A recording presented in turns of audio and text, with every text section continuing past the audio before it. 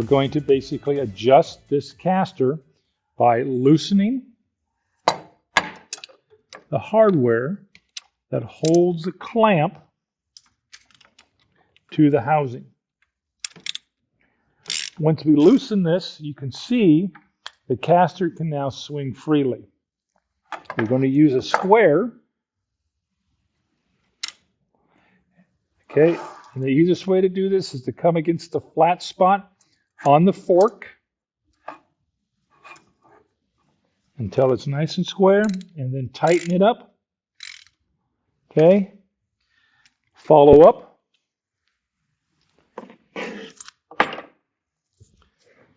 With a torque wrench and torque it to spec.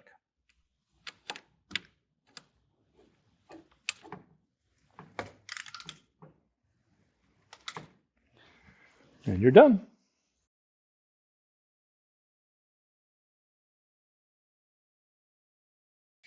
The caster stem has a threaded portion that goes into the receiver. With it removed, we can see that there is a threaded collar here that is used to basically adjust the height of the fork in the receiver. When we tighten the stem into the housing, it's going to change the height of the caster. And then we simply bring this locking ring up, lock it in against the caster housing to set it into place. If one of these wheels is floating and not making contact with the ground, you'll know this because the chair will begin to veer to one side or the other. So this adjustment can be done by adjusting the length of the stem as it threads into the housing, the caster housing.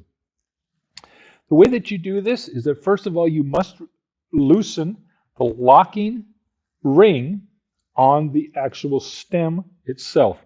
What we're going to do is we're going to use this tool. This is that special tool. It has a little hook on it, and it attaches to a 3/8 socket. There is this little notch fits into the ring, into the notch in here.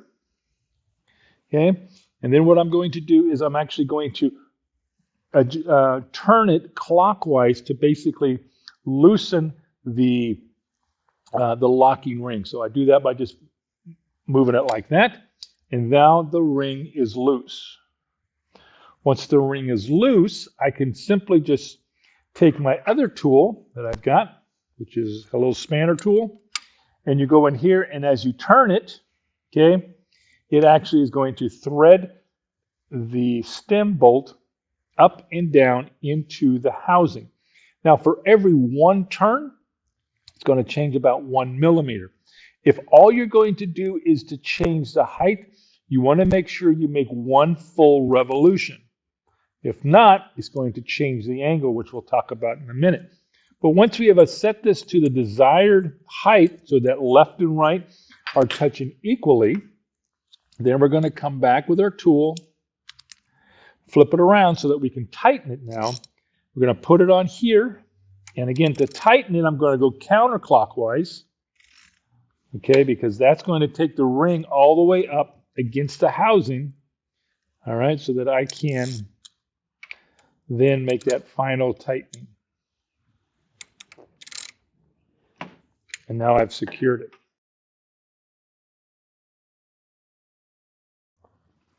Additionally, this stem is not straight. It actually is an eccentric.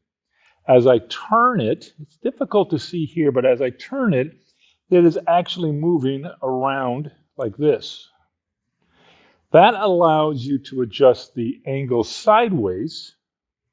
Okay, it's going to change it laterally like this, allowing you to square it when it needs to be squared laterally.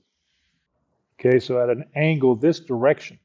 The way we do that is the same way that we did by changing the height. First, loosen the lock ring. Then, on this example, you can see there's a large gap here where the caster is actually tilted out. We want to get that more in line. So what we do is we can take, once we've got it loose, we can just take and the spanner wrench and just turn it 90 degrees or 180 degrees, whatever is needed. And then when we put the square back on, we can see that there's now no gap. It is straight up and down. Then you just retighten, locking, and you're ready to go.